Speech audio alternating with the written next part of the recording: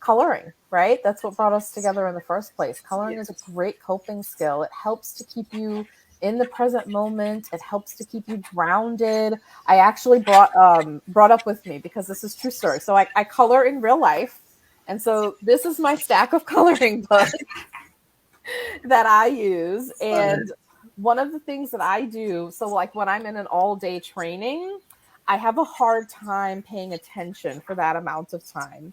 And so these are some of the things that I've created when I was sitting in my all day trainings. I So love it. I did not just make this up. This is my collection from some of the webinars that I've sat through, right? Coloring is a great coping skill. It helps to quiet some of that outside noise. It helps you focus on what's going on, and it engages a couple of your different senses. So it's a great way of grounding you. And then you also have a finished product that you can then look upon. And I have some of these hanging up around, and it's my way of like, oh, I did that, and I'm proud of myself for having done that. So